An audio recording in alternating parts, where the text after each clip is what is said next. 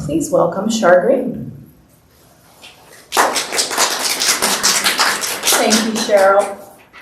As Cheryl mentioned, my name is Char Green, and I'd like to welcome you to what I hope will be a very informative and at least an entertaining presentation on how to research the history of your home. I'm local. I live in Lake Oswego, actually. My husband and I own a company locally. We specialize in the restoration of historic windows and doors. I'm also a dedicated genealogist and house biographer. So I've tried to keep this presentation concise enough to not overwhelm beginners without boring those who have some level of experience with this type of research. So I hope you'll all walk away with some new insight or skills. Before we start, a little local history I discovered when researching a friend's West Lynn home. Now, this is Robert Hennigan. Aside from being, as you can see, a rather handsome man, he was well known as a local dynamic school leader in West Lynn in the 1940s. He was apparently well liked by students and parents alike, but someone didn't like him, and his murder on October 28, 1946 sent a shockwave through the small bedroom community of West Lynn. Shot twice in the back at close range with a .22 caliber pistol, Hennigan managed to drive himself to a West Lynn lounge and honk his car horn several times to get the attention of customers, one of whom drove him to the hospital over in Oregon City, where he remained in critical condition several days before he died. Not before he was able to give a dying statement to the police, of course. There was a preponderance of evidence indicating the identity of the presumed shooter, the mud tracked into the car, the .22 caliber revolver that was missing from the glove box, and a small button found on the back seat floor of his car. They all seemed to point to a suspect who was very close to the victim, his wife, Luella. She confessed she was jealous of other women. Apparently he was a ladies' man. And suspicious of her husband's late-night school meetings and that he had wanted to end their marriage. Following her conviction, her sister and brother-in-law purchased a home for her in West Lynn, which is where, upon her release from prison, she lived out the rest of her days. She was given a life term at the time, and she served 7 years before they let her out, and she finished her life here. So I like to use this one as an example. It's a small home. It didn't have a lot of history to it, but this piece of history was really fascinating to me and certainly made for great, interesting stories around the dinner table for the homeowners. What year did you say that was? 46. Do you have the address of the two homes, the one he was shot at and one she did? I don't have the one he was shot at, but I know the one that she moved into. It's on Davenport in the Bolton neighborhood. So, yeah. All right, so how many of you felt something the first time you walked into your home? Maybe it was just a tingle, or maybe it was more obvious than that. What it meant was that there was something that spoke to you once you were surrounded by those walls. Maybe it was simply that the home appealed to you aesthetically, but maybe it was something else, something to do with the people who spent all or part of their lives within those same walls that lingers on. Like the scent of a dried flower that still holds a slight hint of original aroma. If your walls could talk, what would they tell us about the history of your home? Lucky for us, it is possible to extract some of the wonderful stories that our built heritage has to tell us. Researching the history of a house can help us learn more about the people who lived, loved, worked, or worshipped in a place and help to solve mysteries. A building's history can help us to tell not only a story about place, but also our own ancestors. This type of research fits snugly within the genealogical and family history disciplines. So if you're interested in learning how to research your own family tree, researching your home can help you develop the necessary skills. Why research the history of your house? Well, maybe you're renovating your house and you need to know what kind of baseboards were originally in the front room or what kind of door frames and sashes were on the original facade. But maybe you also want to get a feel for what has come before that is worth preserving or in some cases restoring back to the original. Researching your property can uncover hidden stories which could assist with planning permits and renovation grant programs. For example, if you do have a home that's listed either on a local landmark list or on the National Register, there are usually grants and incentives that are given to homeowners in order to maintain their historic integrity of the home. Maybe you are wanting to have historic designation for your home, which again, you'll learn more about in that workshop at the end of the month. Maybe you're just curious about the stories about the people who lived in your house and what went on during those years. And finally, maybe you're looking to find your roots. Maybe the home you're researching is the one that you grew up in, that's been in your family for generations, and you want to figure out whether or not all those stories you heard were actually true. So where do we start? Well, we start with organization, which is the key for all historical research. I'm warning you right now, researching the history of a house is littered with rabbit holes. I've often started out doing a little digging about a subject like railway signalmen before looking up and realizing I've been on that subject for hours and now know more about 1850s England rail workers than anyone like me should. For example, Anyway, my advice is to keep a binder for all of your paperwork and handwritten notes. Designate a folder on your computer desktop and then divide up your folders within to keep items separate and easy to find. For example, I usually have a separate folder for each homeowner as I track them down for all research on that particular family, and then I keep images and maps in separate folders. And I cannot state this forcefully enough. I'm the queen of the screenshots. It's so much easier to just grab a quick screenshot of something so I remember to go back to it or whatnot. Trust me, any screenshots you take, make sure you label and name them. Otherwise, when you go to compile your history at the end, you're going to be faced with dozens, if not hundreds, of screenshots that you need to now go through and figure out what they are. So. Our core research activity, of course, is going to be tracking ownership of the home. Included in your handouts is a title search form. This is step 1. You'll be working backwards from what you know now, taking a step at a time, and making sure that each stage you are satisfied that you have the correct information. First, how much information do you already know? Examine any old documents, deeds, or sale particulars that you or your legal representative when you bought the house may have. If you have an abstract of title, you will have quite a bit, but perhaps not all of the information you will need. Speak to your neighbors and check with the local library to see if anyone has already done some research on the history of your neighborhood or home. So as you can see, this form is set up to begin with the basic information for your house. This includes the address, the year it was built, as well as the legal descriptor of your property. Few notes. For the most part, the year a house was built can easily be found on websites like Zillow or even on Portland Maps. However, this can be off, sometimes by a year or more. For example, in San Francisco, all houses that were built prior to the 1906 earthquake and fire all have a nominal build date of 1900 on them because they have no way of knowing when exactly those houses were built. The house where my daughter lives in Haight-Ashbury had a built date of 1900 on it. It turns out it was built in 1891. And I was able to track that through newspapers and through water connection records that are in existence for the city of San Francisco. And I was also able to figure out that it sold to its first owner in January of 1892 for $8,000. It's worth a little bit more now. The legal description is really important for both deed searches as well as newspaper hunts. Most entries for any Oregon municipality show the addition and neighborhood, the block number in which the house sits, and finally the lot numbers. So once you have that information, you'll be able to begin your list of transactions, starting with your purchase the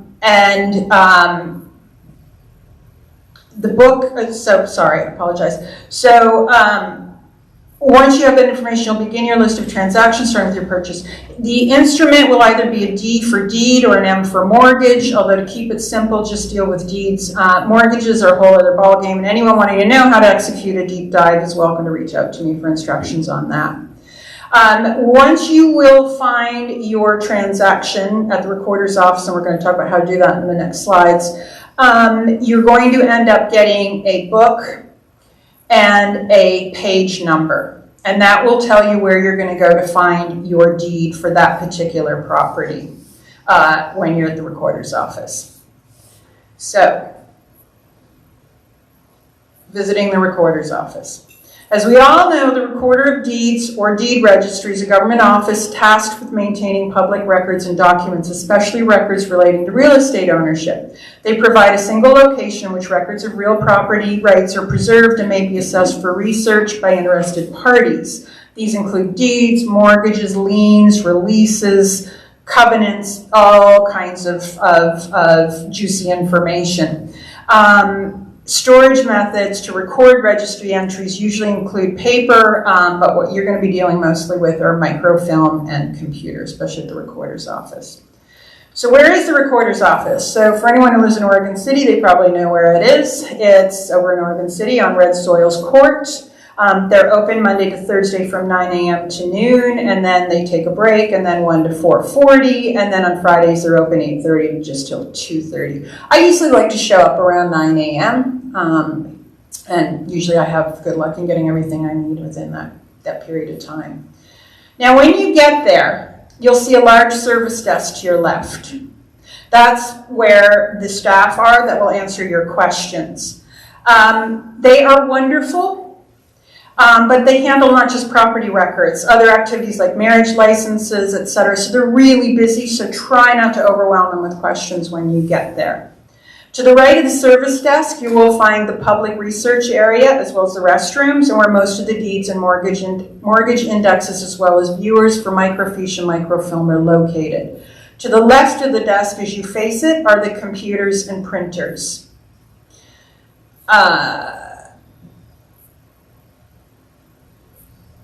I apologize.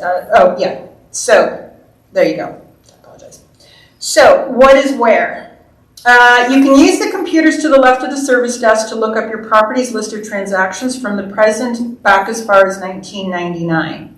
This will allow you to also pull up and print copies of the deeds. There's a simple query form on the computer that you fill out. You can start with your name or the first back you've gotten since up until back to 1999.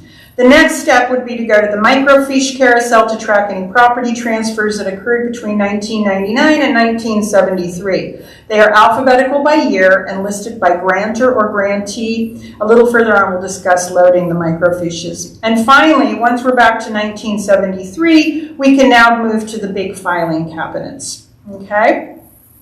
So the drawer you'll begin with the filing cabinets is the one labeled deed indexes, and that's what it looks like when you pull it out. And let's just discuss momentarily how the deed indexes are formatted. When it comes to the recording of a property sale, there are two types of index books, grantor or direct party. And the grantor is the one selling the property.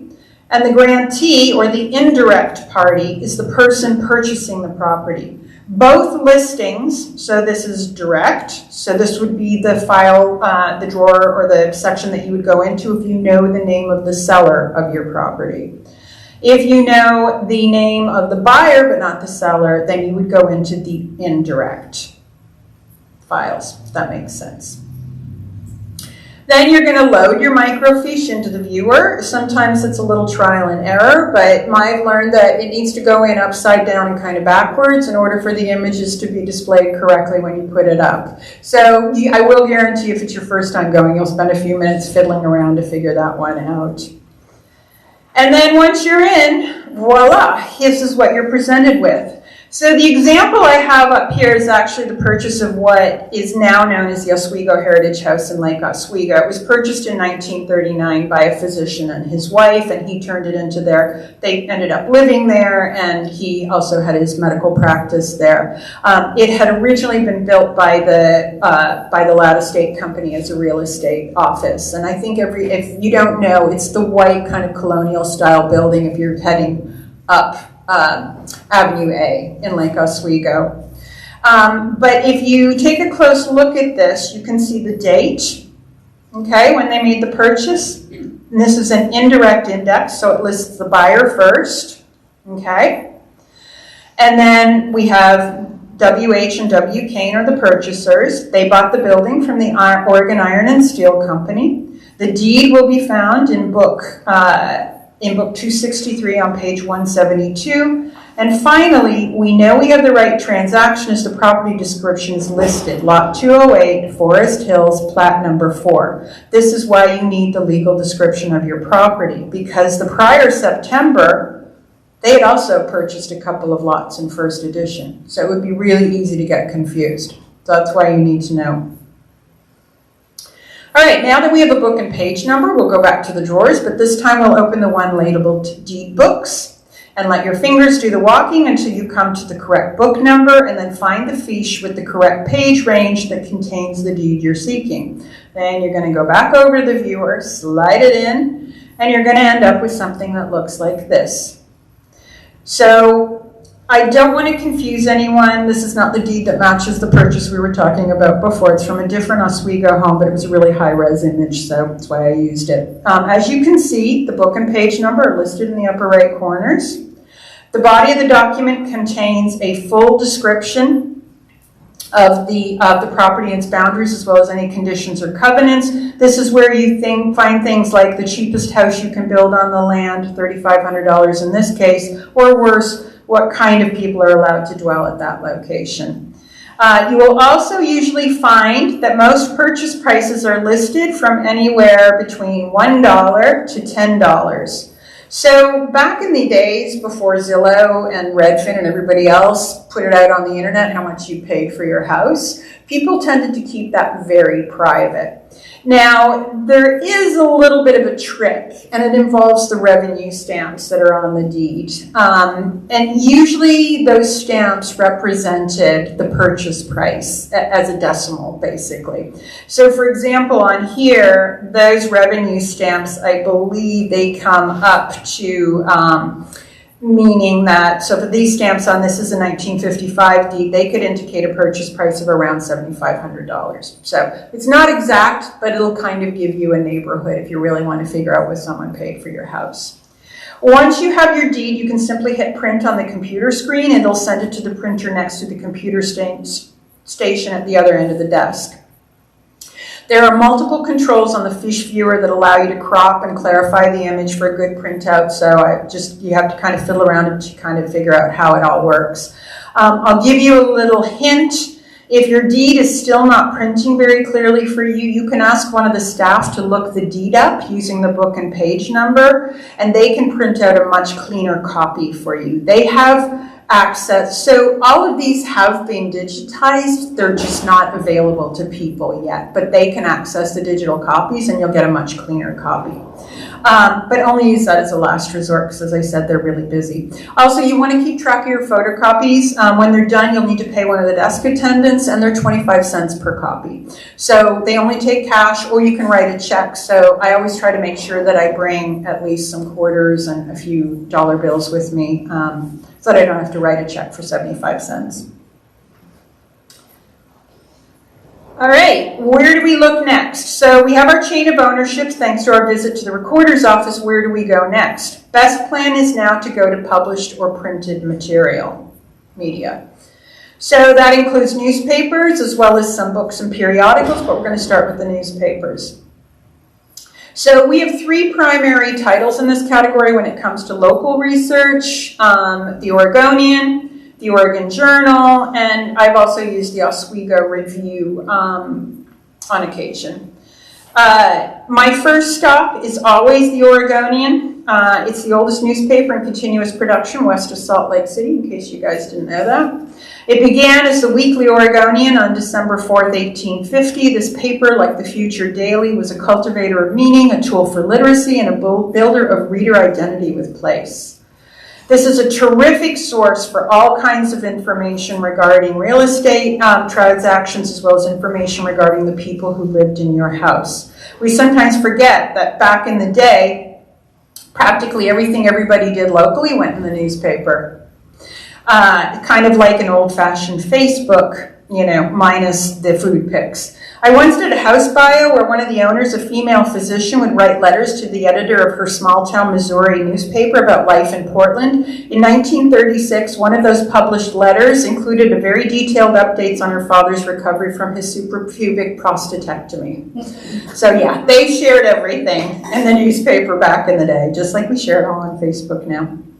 All issues going back to its inception are available online. However, those images are locked behind a paywall for a digitized newspaper company called Newsbank. If you have a subscription to their service, you can access it and search that way. If you do not have a subscription, there is a workaround. The Multnomah County Library provides free access to the images through their website. And that's the link.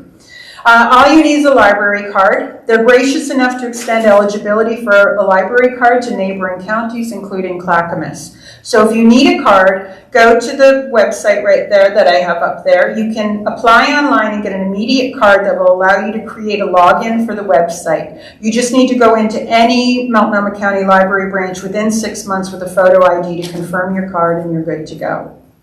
Okay? So,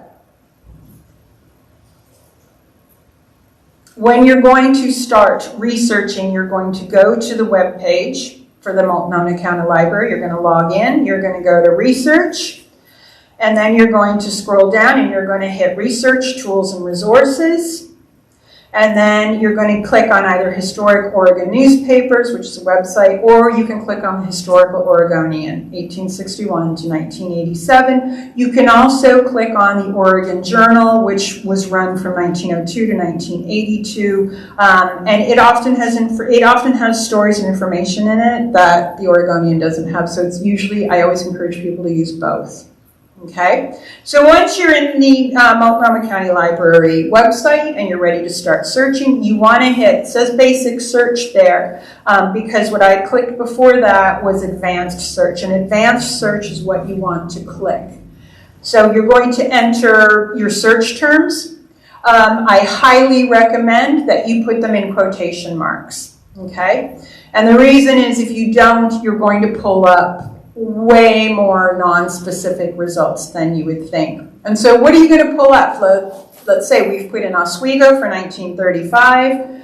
We've got birth announcements. We've got things for sale like cars. And again, here's one of those rabbit holes. The Rickenbacker. For anyone who doesn't know it, Rickenbacker was a vintage-era automobile manufactured in Detroit, Michigan from 1922 to 1927. The car is best known for pioneering production of four-wheel brakes. Established by Barney Everett and famed, yes, World War I hero Captain Eddie Rickenbacker, with Rickenbacker serving as Vice President and Director of Sales. Rickenbacker used his World War I fighter squadron emblem depicting a top hat inside a ring. The hat and the ring elements were located on the front and back of the cars. It would have looked something like this. I'm sorry, I already had that. So, see what I mean about rabbit holes? The search will also pull up things like local election news. And by the way, this guy, Trollinger, I picked that one because how many people remember the movie Reds from the early 80s with Diane Keaton and Warren Beatty? So this guy, Paul Trollinger, was a dentist in Portland who ended up living in Lake Oswego, but his first wife was the character played by Diane Keaton in the movie Reds. And she basically abandoned him at the train station in Portland and ran off to Russia with the character played by Warren Beatty. So he kind of gathered himself, married his hygienicist a few years later, and moved to Lake Oswego. So there you go. That was quite the rabbit hole you went down. I know, right? So if you're really lucky, you're going to pull up something like this. And it's hard to find anyone local to Lake Oswego who doesn't recognize this house because it's right on Avenue A, just above Safeway. You would be surprised at how many houses that were built in the 20s, 30s, and 40s that ended up in the newspaper with photos and everything else. I would say at least 30% of the house biographies I do in this area, I end up finding images of their house in the newspaper. It's pretty cool. You can also find things like this. Now, I guess you can read that up there. This is the most detailed description I've ever found for a house that I've done a history on. It's when the house was put up for sale in the early 1950s. And they go into incredible detail about how the house is laid out, what are the special aspects of it and whatnot. So again, you may really luck out with newspaper searches and find a really detailed description of your house when it was put up for sale. The other nice thing about finding real estate ads for your house is often it will tell you what the listing price was. So again, it gives you an idea of what your house was worth at one point or another. So you also have the Oregon Journal, like I said, which ran from 1902 to 1982. And then the Oswego Review, I still recommend it to you only because Oswego and West Lynn were so closely tied in the 20s and 30s and 40s, but you will find information in there. You can go to the City of Lake Oswego Library website, and they've got, you can do a search. They've got it all on microfilm, but they've got it indexed, and then you can simply call them, or you can go in and look it up and print out a copy for yourself if you found something that's going to be interesting to you.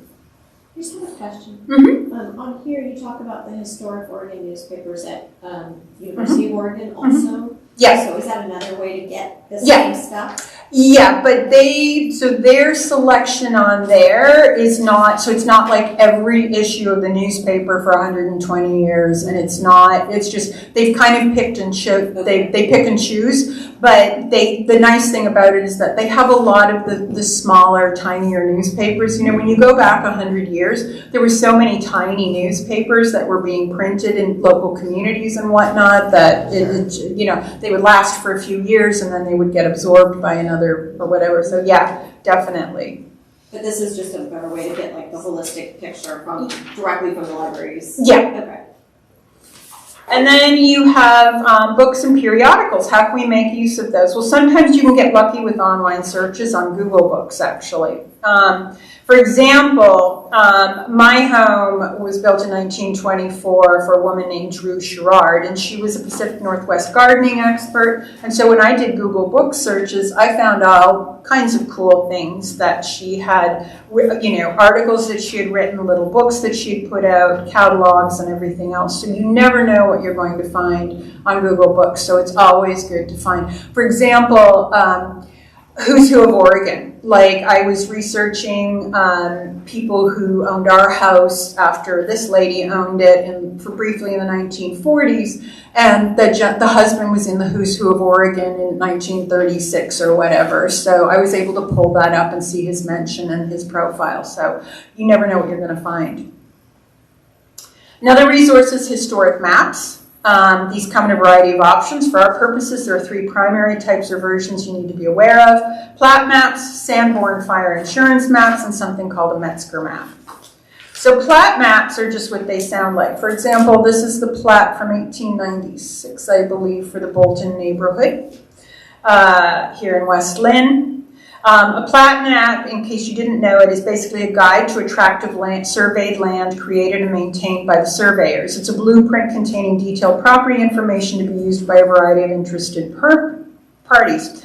They generally are named as specific neighborhoods, like Forest Hills and Lake Oswego, First Edition, Bolton and West Lynn. And all of these can be found at the recorder's office. So back where the deed indexes are, if you look to your left, there's a filing cabinet, and on top of that sit all the plat books. They're alphabetical, so if you know the name of your neighborhood, you can look up the plat. And then what you do is you take the plat book to one of the desk people at the counter, and they will, as soon as they have a minute, sometimes they can do it right away, sometimes they're in the middle of something, but as soon as they can, they'll go to the back and they'll pull, and they're massive, they're like this big, and they'll pull out the actual plat map for you, and I usually photograph them.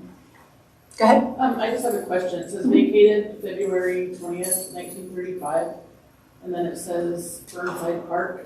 Does that mean those houses were taken out? I don't know, but yeah. It means the plan was vacated. Oh, do you know? I know. At Excellent. least the right-of-way was vacated. So there's a street platted and maybe it's on the hillside, so it's not really usable, so they just got rid of the street. Oh, there you go. I love it when I learn something new too. I definitely am not, I don't know everything, so yeah. Sanborn fire insurance maps. These, how many people are familiar with these? Oh, a little bit. Okay, these are one of my favorite things in the world, actually. Originally published by the Sanborn Map Company, Sanborn maps are detailed maps of U.S. cities and towns in the 19th and 20th centuries. They were created to allow fire insurance companies to assess their total liability in urbanized areas of the United States.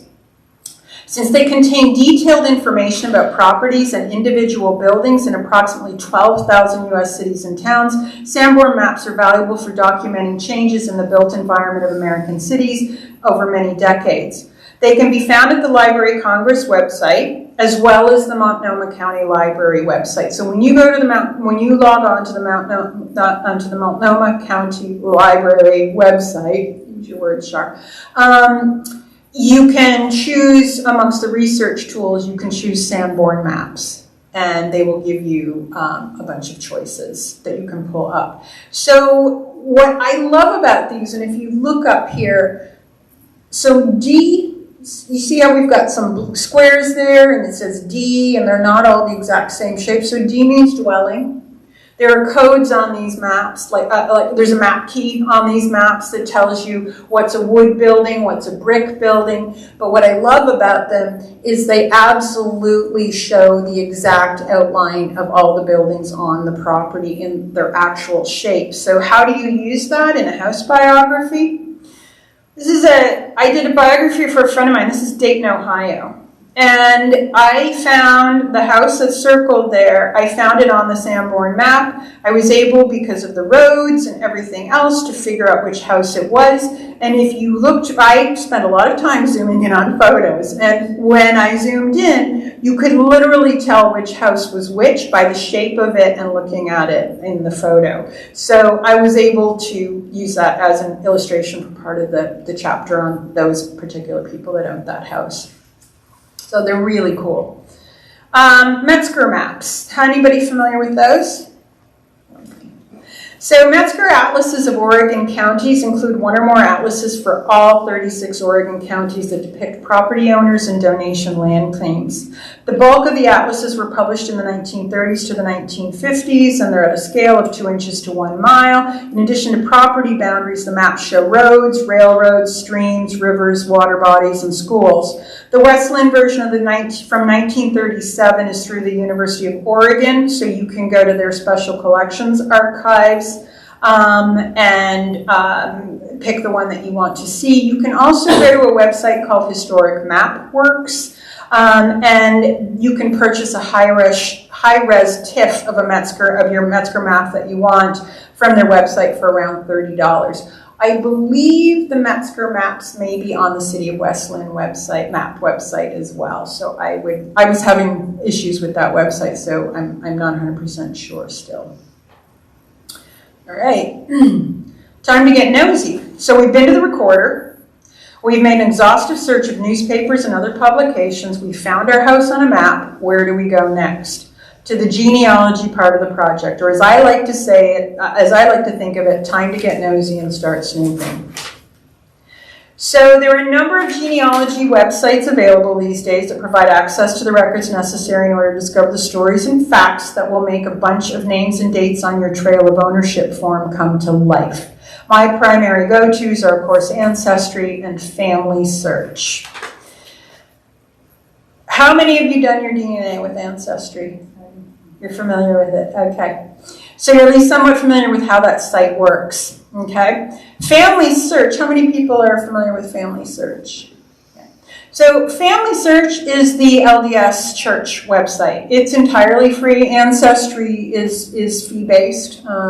You pay to join and then you pay on a yearly basis. Family Search is completely free. It has a lot of the same information, documents, and whatnot that Ancestry has, but it's also got a number of things that Ancestry does not. So they're really good to use in tandem. So with Ancestry, for anyone who doesn't want to buy a membership, again, this is where the library system is really helpful. You can log into the MCL website, select and click online resources, click on genealogy, And then finally, click on Ancestry Library. And then you would, there you go, and then click on Ancestry. Which library website is that? Multnomah County Library, Okay. yeah.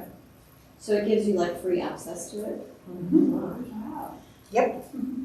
So then how do you, And go? just a point of clarification, here in Clackamas County, no libraries have remote access to Ancestry. The license that Lake Oswego Library has, you can use it if you go to that Yeah. library. Here at Westland, we don't have it at all. You can just pop up to the Lake Oswego Library and use it in our building. Thanks, Cheryl. I'd forgotten to mention that.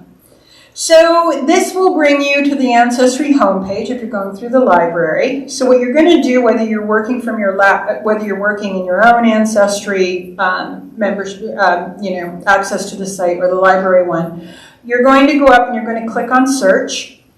Okay, and this will bring up your search page. And then I'm going to start by entering as much information as I have on the person I'm looking up. If all you have is a name, and you know roughly when they were born, you can put that in, and then a lovely list of documents that may or may not apply to my Thomas Sherrard in this instance will appear. As you can see, we have census, vital, and city directory results appearing. Let's start with the census.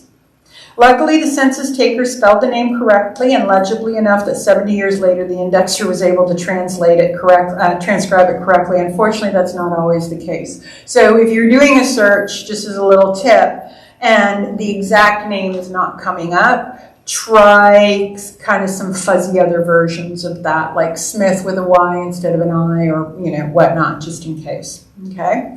And so that would bring up Mr. Thomas Sherrard on the 1940 census. Let's take a moment and talk about the census and what it can tell us. As we all know, the American census was taken every 10 years, beginning with the first one in 1790, although they're most useful to house historians since the 1850 set. The census starts to add to the story of your house through its occupiers and provides information about where they came from, how many children they had, the value of the property, and more.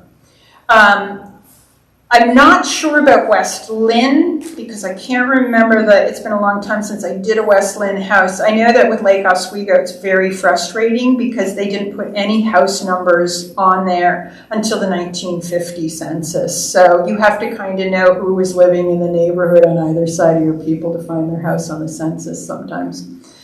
I was gonna ask a question. Mhm. So for me, my situation, I have a house that was built in 1910. Mhm. Your Westland, whatever, Historical Society has a photo of it. Mhm. We know what it is. But when I try to research online, I'm guessing that it's because the address was called like Windsor Platte at that time, when it was like 1910 to 1920. So it doesn't show up as like Warwick Street, which it is today. Right. So I'm just wondering, like, if you have any ideas on like when I'm going through this stuff, should I be looking for Windsor Platte or? Yeah. No. So this is why the visit to the recorder's office is the first thing you want to do to get your chain of ownership.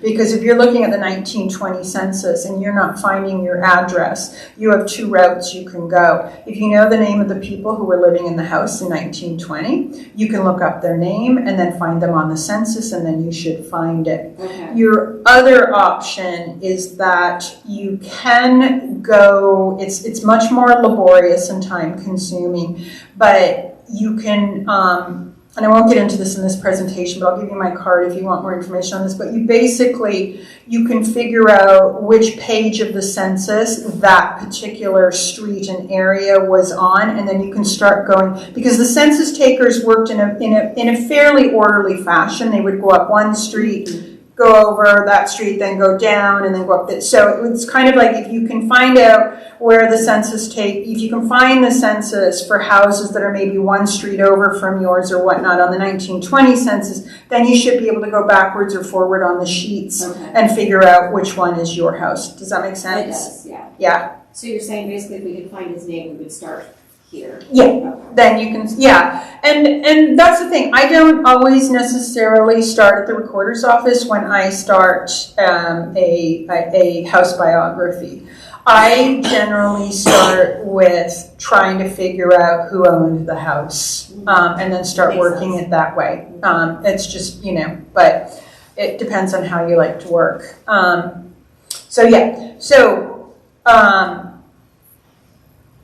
So let's take a look, for example, at what the people who owned my house was up to in my house 83 years ago. So moving from left to right, we see that the Sherrards owned the house, that's the O. And then the next column is the value of the house. And so it's showing that my house was valued around $8,000 in 1940. That's the equivalent to $171,908 in like 2023 dollars. It's worth a lot more than that. But it's really, I always find that fascinating to see. We can also see where the residents were born, and the 1940 census also tells us where this couple was living on April 1st, 1935. They were living in the same house.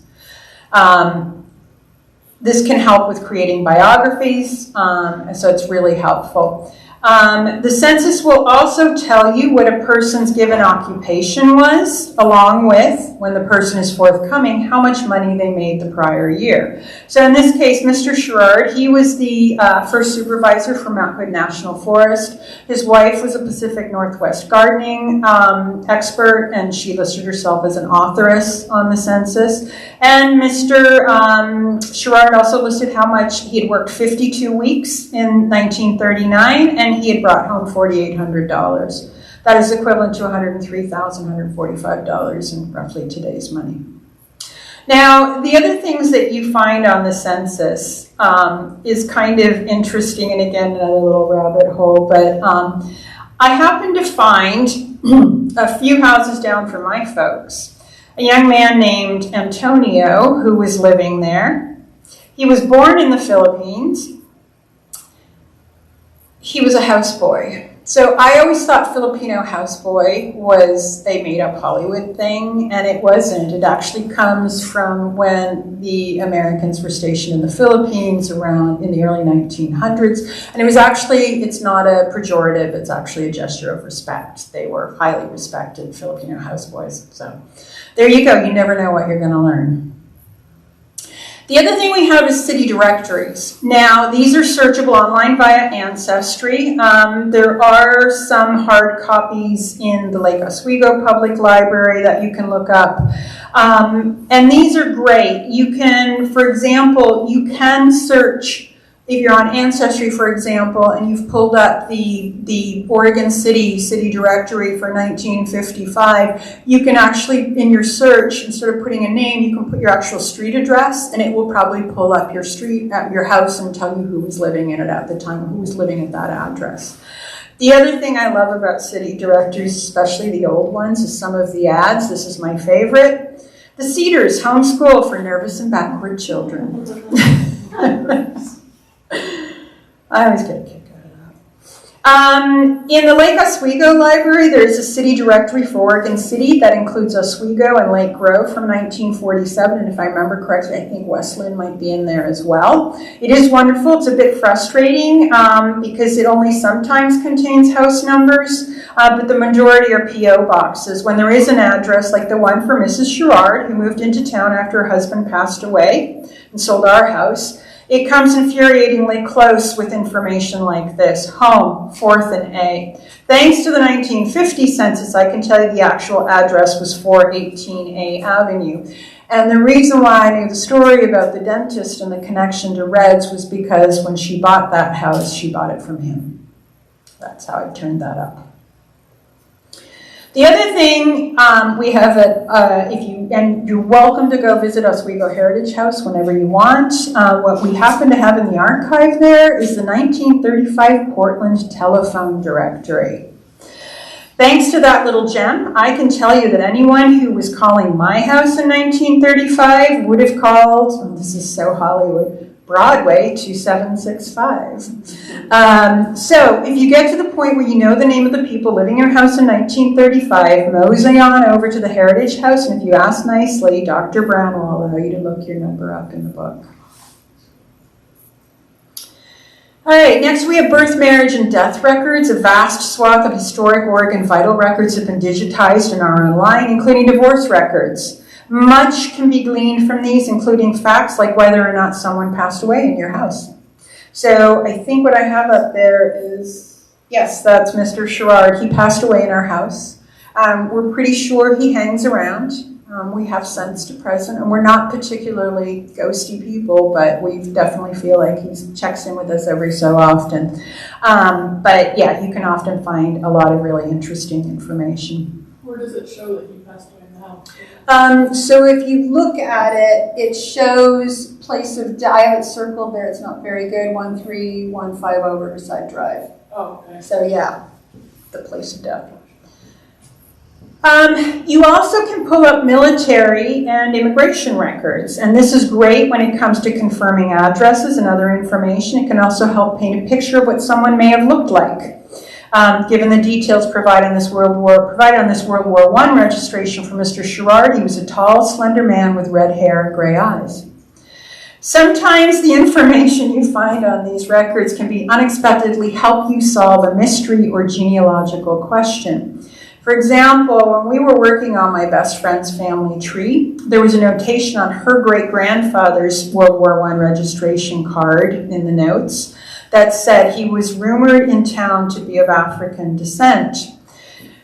And we wondered what that was about. You would think it's not a particularly odd comment for circa 1917 in rural northern Georgia, except that this provided us with a possible answer for the reason why every time the census taker knocked on his mother's door, every 10 years, she always declared herself as single, but she always had a couple more kids in the house. And it kind of became our theory that basically the love of her life was probably a man that she was not allowed to marry because she was white and he was not.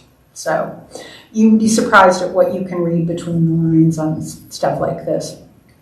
Last thing is immigration records. And I love immigration records because if your home happens to have been occupied by someone who was an immigrant and they applied for naturalization at any time, it may be your opportunity to actually see what they looked like, because a lot of these include a photo of the person.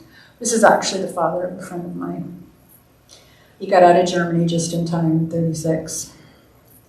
So the other thing they have on an Ancestry that I really love is the motor vehicle registrations. And they have these, and they cover from 1911 to 1946. So for example, I was able to discover that in 1933, Mr. Sherrard was driving a 1931 Ford Coupe, which is what this was. That's the car. So it's always fun to be able, I don't know, it's one of those little things that I find really fascinating to be able to say that anyone driving past my house in 1933 would have seen a car that looked just like that parked in the driveway.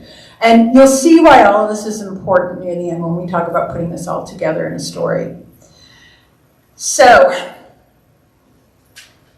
you've done all your digging and snooping, and now you're ready to put it into some sort of format for posterity, or at least for your own enjoyment. How do you do that? Will it just live in a file on your computer's desktop, or do you want something more tangible that you can pull out to show to family and friends? Both are great options. Cheryl's going to pass around one for you guys to have a look at. I like to do it in an album format. And I usually use, obviously I write a narrative with text and photos and illustrations, and then I print and use that to create the album. So for example, I always start off with a neighborhood history. The first one you saw there, that's for Kings Heights in Portland. This one's for Ladd's Edition. And then it's, in a way, it's to set the stage, so to speak, for the story that's coming. And then I like to use nice artwork. So in this case, and this is actually from the house biography that's being passed around. It's a house in Portland. You can add, I add in newspaper articles. I write the narrative. I make descriptions. I treat it like writing a book. So I had a prologue in that one because in the late 1920s, the lady who had built that house sailed off to Europe with her best friend, and they stayed at the Savoy in London, and they stayed at the Pennsylvania in New York, which sadly is gone now, so you would be surprised at what you can find. And most of all, have fun with it. Thank you. Does anyone have any questions? I hope I didn't go too fast. You talked about figuring out how to find photographs of Oh, yeah. possibly. Sorry, for some reason I thought I had that in there. So I use a number of different methods for finding photos, and it can be as simple as doing a search for the address. It can come up when you're looking, when you're researching the people who lived in your house.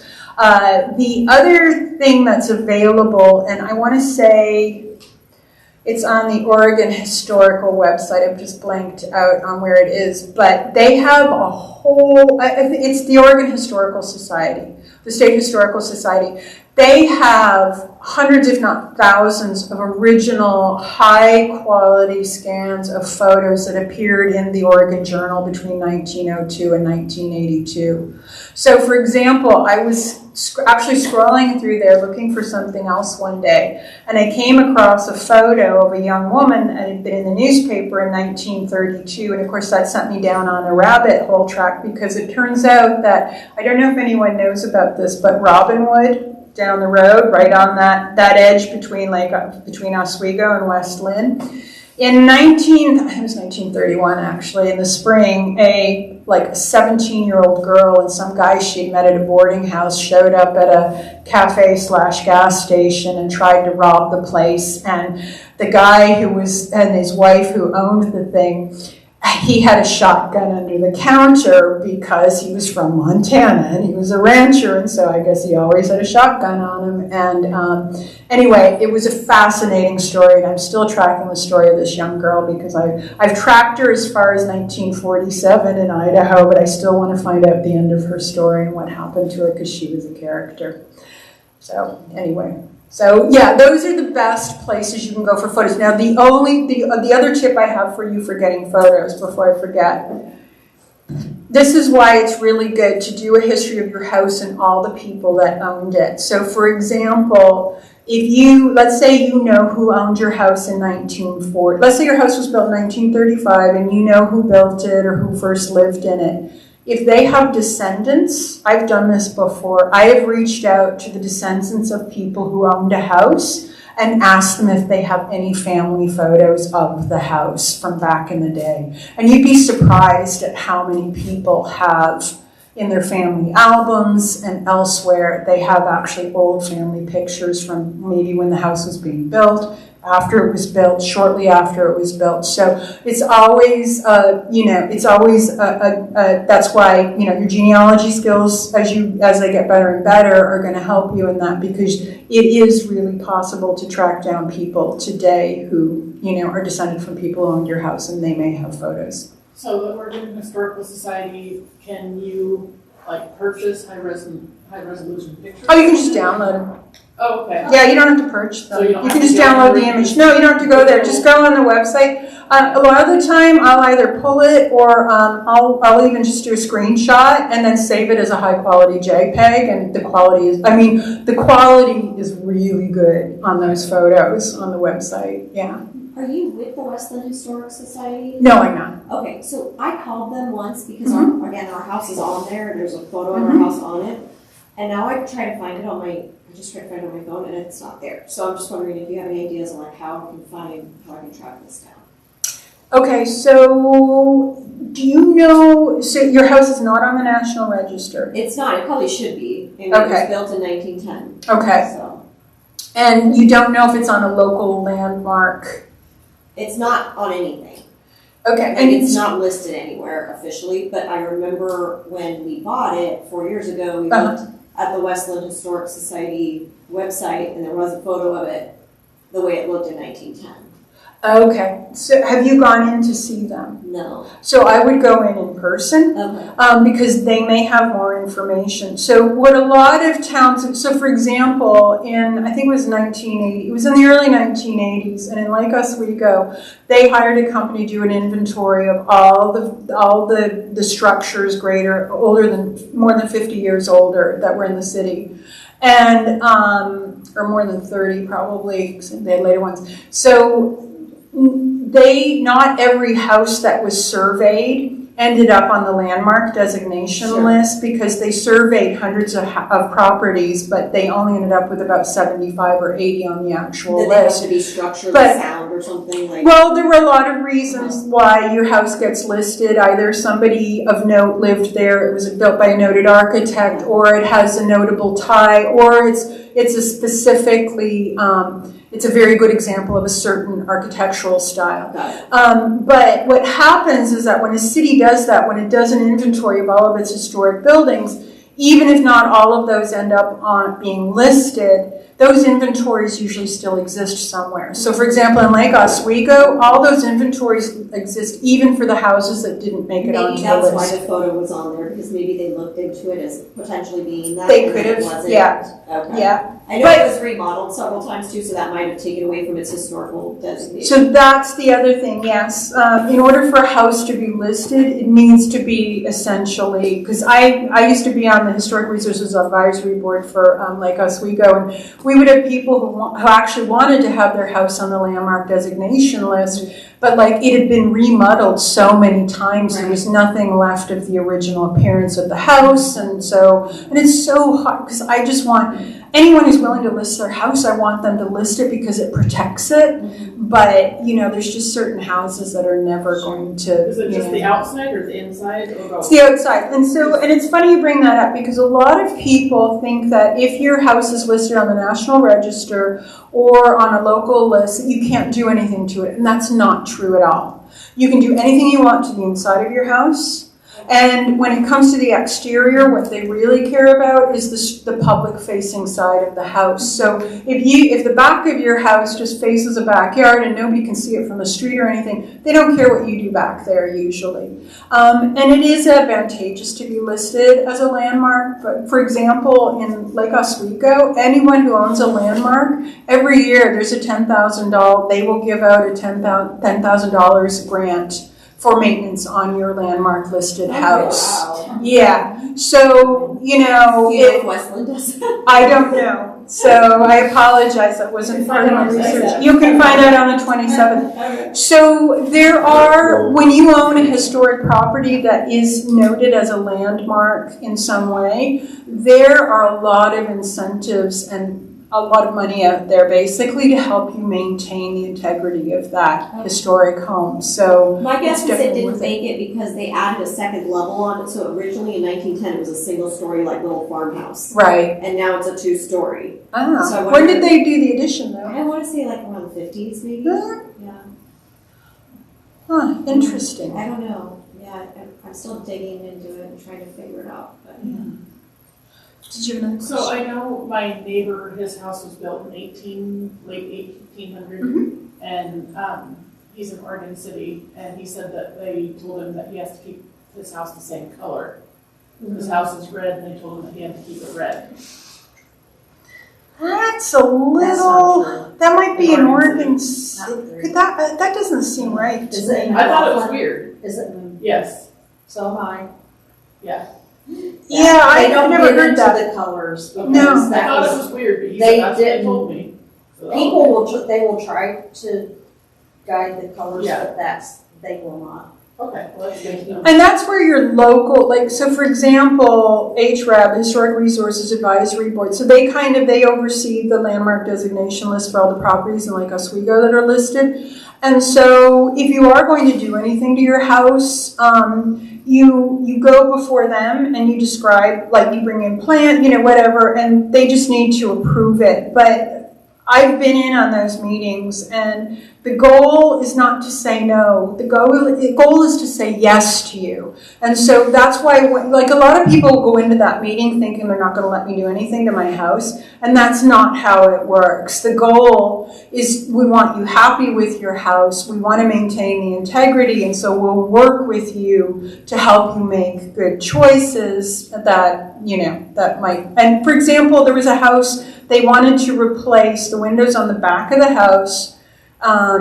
They were having new windows built. They were building an addition, that was it. And they were going to be building new windows for that addition to match the original historic windows in the house.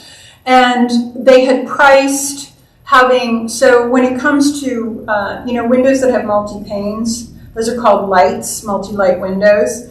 And so when it comes to those truly historically accurate ones, that's a single pane of glass in every little space. Whereas nowadays a lot of people have what's called a simulated divided light, where it's one pane of glass and then they've got the grid on it. They do it with vinyl windows. You can do it with, and you can do it beautifully with wooden windows as well. It doesn't look quite as good to me as the true divided light, but this couple, they had priced doing individual divided lights and just a simulated divided light, and the cost was so different that we had no problem approving the simulated divided lights. You know, your boards are not there to make you spend more money than you can afford. If it's and again, it was on the back of the house, so it didn't matter, if that makes sense. So maybe you've gone down this rabbit hole. My house was built in 1901, 06. There was a fire at some point in the attic. Seemed pretty severe because I had to get it structurally fixed. And I remember going to the fire department, and that I did follow through, but I believe, and it was Clackamas fire, you could go and look, pay $25 to find their records, and I wanted to kind of see what happened up there, like what was the fire. Have you looked at that yet? No, I might have to go down the rabbit hole after listening to you. And yeah. Yeah. So I would start with, have you done newspaper searches? Because chances are that fire made the newspaper. So you could get a lot of information from that. If you have, you can do a date range. When you're doing a search like in the historical Oregonian, you don't have to pick 1 year. You can do a date range. Like I will often do when I'm starting out searching for a house, I'll do like 1920 to 1950. And so it'll pull up and you can either look at them starting with the oldest or the first or the newest first or whatever. So if you kind of have at least a 10 or a 20 year period, and when you think that fire might have occurred, then you should be able to, I'm pretty sure it probably made the paper. I like that better because the newspaper probably embellished, whereas the fire department record probably was very Which if you can get the fire department record, is that's the thing. Like Lake Oswego, their fire department burned down in the late 1940s, and so they lost all those records. So like the city of Lake Oswego. The other hint I'll give you is, and I only found this out because I had a friend who worked for Northwest Natural, and she, on the sly, she pulled up records that I had never found anywhere else up from when my house was built, about when they connected like stuff. It was incredible. And so she all those scans, she sent them all to me. So I have those for my house.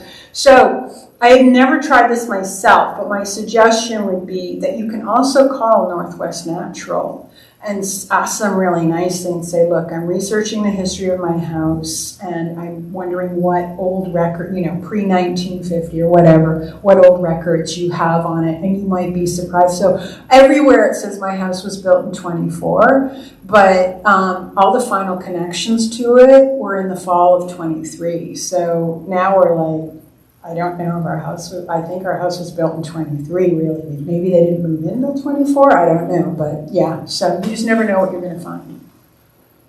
You mentioned that, like, when you're looking up a date on CMAP for your house, a build date, and they hit 1900.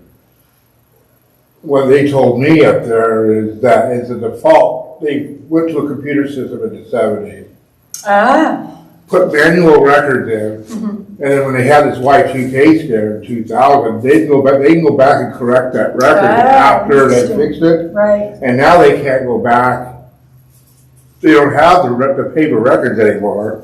Oh. So that's lost now. It's a lot. Yeah. Wow. So is there another way to potentially My favorite way of tracking properties a lot of the time is by real estate transactions in the newspaper. You would be, like, everything got recorded back then when property changed hands. So as long as you know either the names of the people that bought or sold your house, or you have of course, the legal description, the lot, the block, the lot, whatever, and what your neighborhood was, you can usually find those transactions in the paper. Okay. Yeah, so I would definitely do that as a search. And again, when you're doing that, you want to do the quotation marks. If you put in just John Smith, you're going to get a million returns with Smith on this page, John on that page. What you want is John Smith. So you put that in quotation marks, and then the search will only pull up every time John and Smith are together on the same spot. Okay. You know what I mean? So, yeah. Yeah. How often was the Sanborn fire insurance maps updated? So it depended. And like, for example, I think with Lake Oswego, we've got them for 27, and then I think there's one in the 50s. But every city is different, so it's kind of, when you go in, I like using sorry, just blanked out, it's middle-aged for you. I like using the Library of Congress website that has every Sanborn map that was ever done throughout the United States. So you go in to search, and you pick out your state, and then you usually can pick out your city or whatever, because they've got them all listed, and then that'll pull up all the years and all the revisions as well. And usually there's quite a few of them. Our house definitely went through some renovations before the big addition that was done in 2004. We found out that my son's room was probably either an outbuilding, or they built that first and then built the house that was in 57. So what year was your house built? 57. Oh, okay. Or 56, something like that. Okay. I can't remember horrible numbers. But So I don't know if there may be one. I'm trying to remember when the last Sanborn maps were done. I would go to the Library of Congress website and I would look just in case. Yeah, but that's great. If your house was built in 56 or 57, you may be able to find some really great real estate ads for when it was, put on the market or when it was sold. I can tell you how excited people get when they find out how much the first person who bought their house paid for it. I love finding stuff like that because it's so cool, and people get really excited. Any other questions? The booklet that you passed around was It depends on how many years I'm looking at. So obviously a house built in 1935 is not going to take as much research as a house built in 1895. So there are a lot of factors that go into that. That particular biography, I would say, if I'm being conservative, I would say that probably took me somewhere total between 40 and 60 hours. That's all. Yeah. Well, I know what I'm saying. Yeah, I do this all the time. The first one I ever did, took me forever. And I'm actually doing one for my daughter's house, and that's been taking me forever because it was built in 1891. And I mean, there's so many fascinating stories. But anyway, so it's just, it really depends on how easily you can find the information, how good your skills are. The one thing I always tell people is you have to ask yourself the same question in 8 different ways. Like I'm constantly, and that's why I love doing this, because to me, it's kind of my 2 favorite things. It's like history and a mystery, because you're solving a historic mystery and figuring out who lived in these walls and what were their lives like and everything. So I often go, that would be just sticking to what I need to do. That's not including going down incredible rabbit holes that I probably don't need to go down, because I don't know if I retain all that information anyway, but it is a labor-intensive process, but I can tell you for most people, once you get hooked, you're hooked. It's really fun, and there's nothing more exciting than, discovering a new source of possible information. For example, I've been helping a friend with his family tree. Actually, it's the guy whose father was on the immigration thing. And I have a photo from the late 1920s that his sister sent me. It's just a few people on a balcony. And I was like, God, I wonder where that was taken. But then she emailed me the full photo. And I'm like, oh my God, there's like architectural landmarks there. I can now figure out where that photo was taken, actually. And so, it's just, you never know what you're going to find, and you get excited about stuff. And yeah, it's fun. Can it be done, and do you do the same sort of research for land? So either a newer home, newer construction, and maybe what was there before, and or multifamily where it's a condo or apartment or. But once upon a time, it was.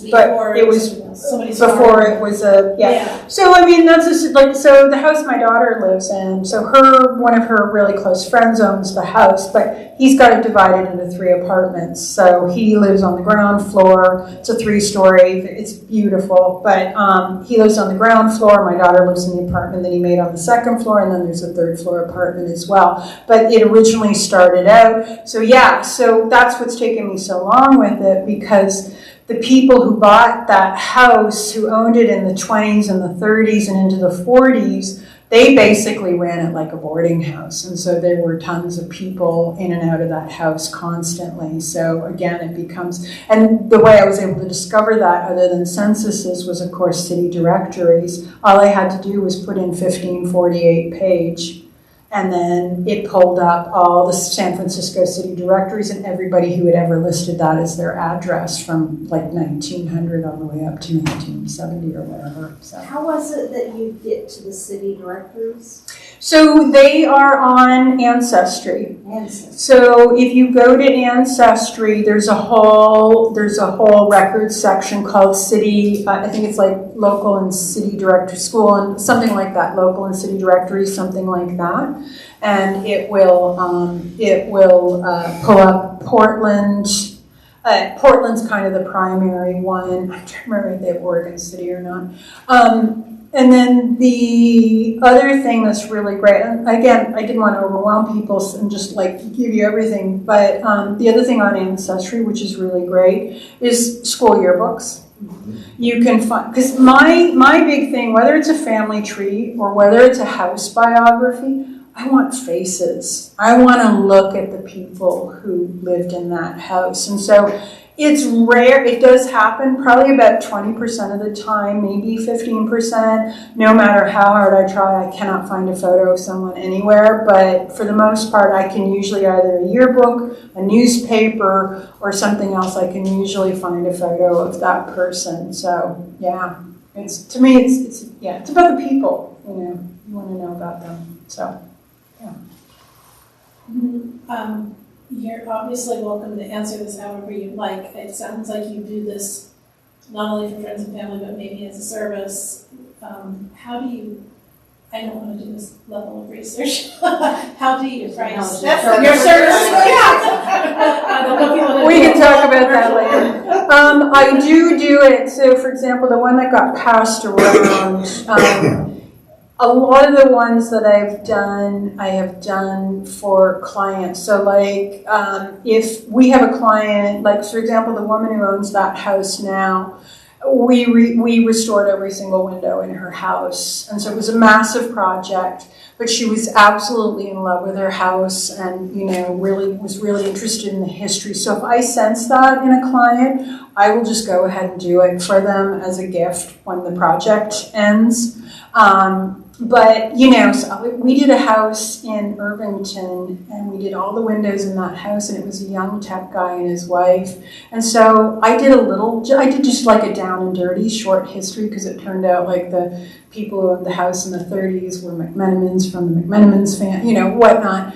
And it was kind of hard. I mean, I didn't put a lot of time into it, but it was like they could have cared less. Like they didn't care about the history. They wanted to replace all the windows in the house, and then they found out that they couldn't because it was in Irvington and it's a historic district. So that's why they had to restore the windows. But I mean, they had no interest in the architecture, and it was like they gutted that house and redid it. And don't get me started on some of their choices, but yeah. So I do them, but I do them for clients as well. But I won't do that on. Okay. I think we're all. Abstracts of title.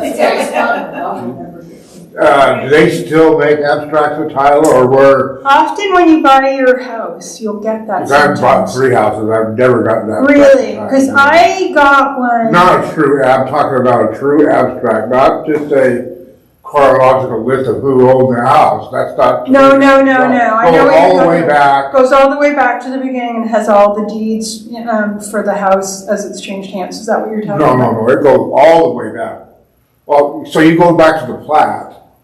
Yeah, but before Okay, the but plat, before the plat, whoever it goes owns, back to yeah. the donation land claim. Right, yeah, to the donation land claim. But usually you can figure that out. You don't need an abstract of title to figure out whose DLC it was. No, Yeah. I'm just wondering if. But it's funny, sorry to interrupt. I did we had another client who lived up in Kings Heights, and I did a house biography for her. Her house was built in 1913, but she happened to be a real estate broker. So she had her office pull the whole chain of title with all the deeds. So that made my life so much easier because I love going to the Clackamas County Recorder's office. I hate going to the Multnomah County one. It's just a whole different ballgame. And they're lovely and nice there. And the other thing I'll mention, if you guys are interested, so I didn't cover it in this. So when you go to the Recorder's office, if you are struggling, because the period of time when it's hardest to figure out who owned your house is between 73 and 99 when you got to go through the carousel ones. And so if you're really struggling to figure out basically who owned your house in the 60s and the early 70s, if you walk out of the recorder's office on a road to the road and you go left, if you go down, you can go to the property tax department, which is just like a 2-minute drive down the road to the building. And if you go in there and you take a number and you go up to the desk, you ask to see the tax books for your property. They will bring it out, and there's a card, and it lists when ownership changed and what the names of the people were and the dates it's a much quicker way to find out who owned your house in the 60s rather than going through the whole carousel at the recorder's office. And you can photograph. I just snap photos of it, and then, yeah. What about old tax records, for old property tax records? I know they don't keep them up there. No, I don't know where they. And they can't tell me that either. Yeah, they're kind of. But you can go into the tax office and they will pull up. It's like an old book and it's got cards and it's like the old writing at the time. And yeah, they don't look it up on the computer. They bring the actual book out and it'll tell you who owned your house and it usually runs between like the late 50s into the 70s, sometimes the 80s. So it's a shortcut for sure. Any other questions? Thank you. You're welcome. Yes, thank you.